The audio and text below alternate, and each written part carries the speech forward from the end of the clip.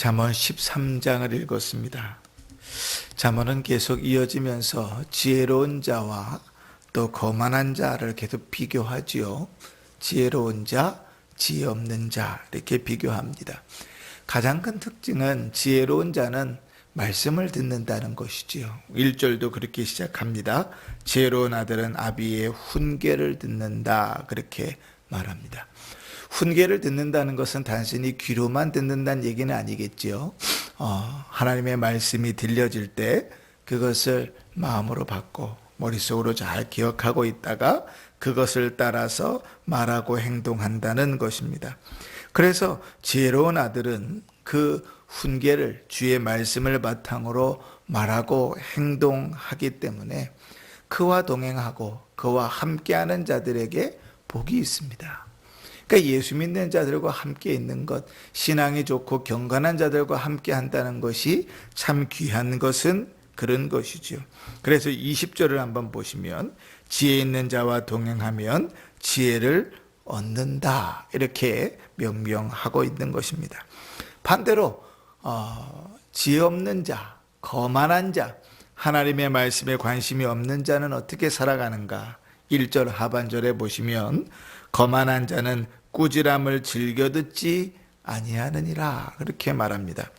자기의 생각이 좋은 대로 말하고 또 남을 속이고 또 거짓을 말하는데 익숙하지요. 그래서 그런 자들에게 주어지는 것을 하나님은 강포라 어려움을 당할 뿐이라 그렇게 말합니다. 2절에 보시면 중간입니다.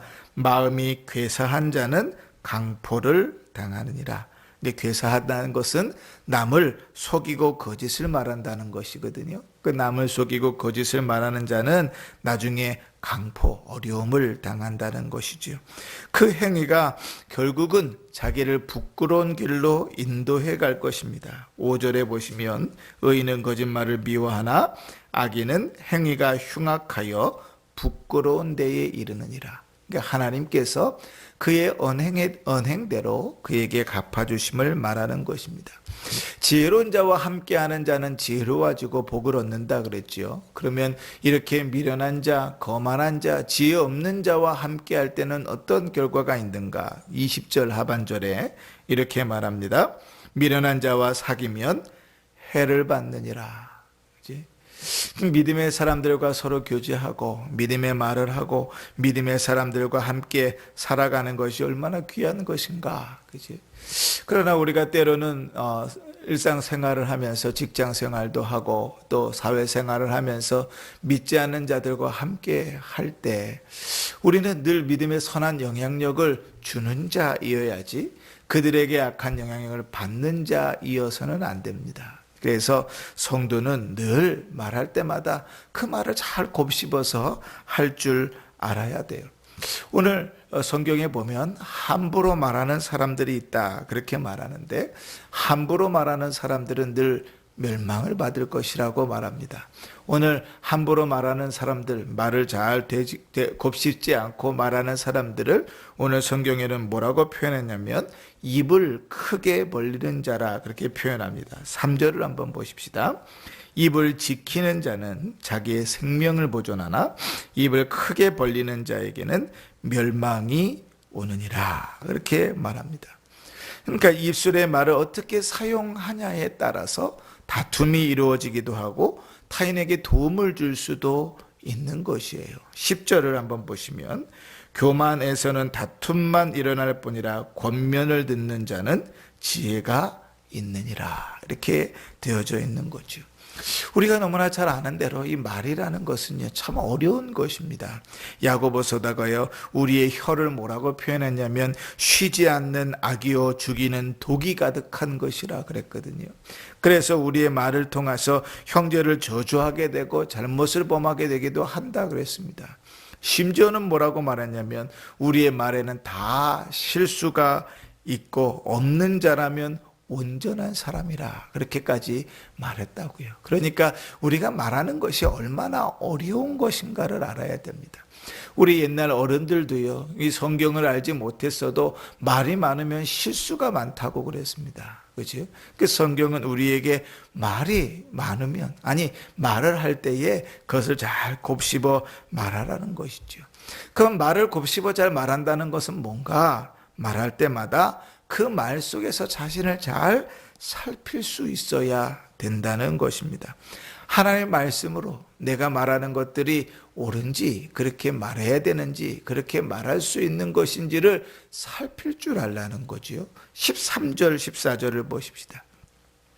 말씀을 멸시하는 자는 자기에게 패망을 이루고 계명을 두려워하는 자는 상을 받느니라. 지혜 있는 자의 교훈은 생명의 셈이니 사망의 그물에서 벗어나게 하느니라. 그렇게 말합니다.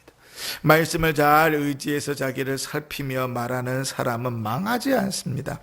하나님께서 하나님의 말씀을 떠나서 아무리 지혜롭게 말하는 것 같아 보일지라도 그것이 그럴듯하게 보여도 생명으로 인도하지는 않습니다. 우리는 늘 말씀을 따라 말하도록 힘써야 되고, 하나님은 그렇게 힘쓰며 말하는 자를 사람들로부터 존경받게 하십니다. 18절 보십시다.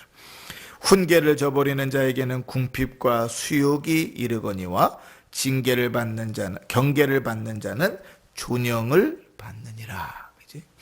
하나님의 말씀을 따라서 잘 산다. 그 말을 잘 절제하고 말을 하나님의 말씀을 따라서 할 수 있다 하는 것은 사람들에게 보여지는 바 자체가 다른 것이지요. 그러니까 예수 믿는 자에게는 그 언행이 하나님을 드러내는 하나의 광고와 같습니다. 베드로 사도가 언행에 대해서 이렇게 말했습니다.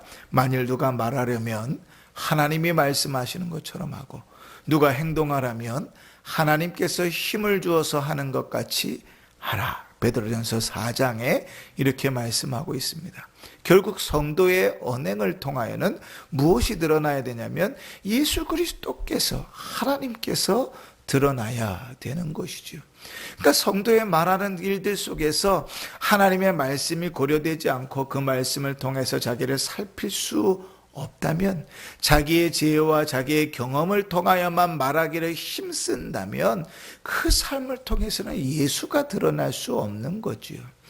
그러나 그 삶 속에서 하나님의 말씀을 고려하고 주의 말씀을 따라서 내가 해야 될 말인지 하지 말아야 될 말인지, 하나님께서 말씀하시는 것처럼 말하는 것인지 주의 영광이 드러나는 것인지를 고려할 때 하나님께서는 우리의 언행을 통해서 우리를 높이실 뿐 아니라 하나님 자신께서도 영광을 받으시겠다고 말씀하시는 것이죠.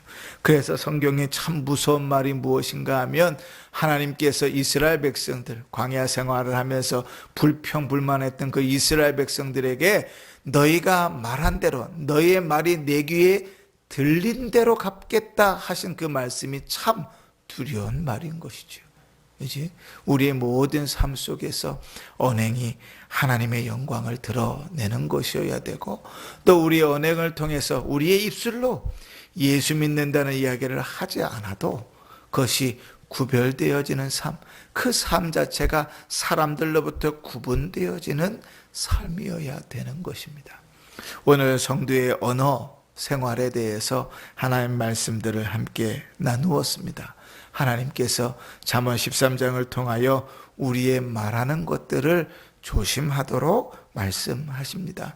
우리의 말하는 것을 통하여 우리에게 은혜와 복도 주시겠다고 약속하십니다. 우리의 말하는 것을 통하여 하나님께서 영광도 받으시겠다고 말씀하십니다. 그러니 사랑하는 성도 여러분, 주께서 우리에게 가르치시는 그 말씀을 따라 우리의 마음속에 그 말씀을 잘 간직하시고, 오늘 하루도 하나님의 하나님의 말씀을 따라 우리 자신을 잘 살피며 말하는 자가 될 수 있기를 바랍니다. 그래서 우리의 삶을 통하여, 우리의 언행을 통하여 우리는 그냥 일상을 살아갈 뿐인데 하나님께서 영광을 받으시고 주님께서 우리를 존귀케 하시는 귀한 은혜를 누리는 복된 성도들 되시기를 주의 이름으로 축원합니다. 아멘.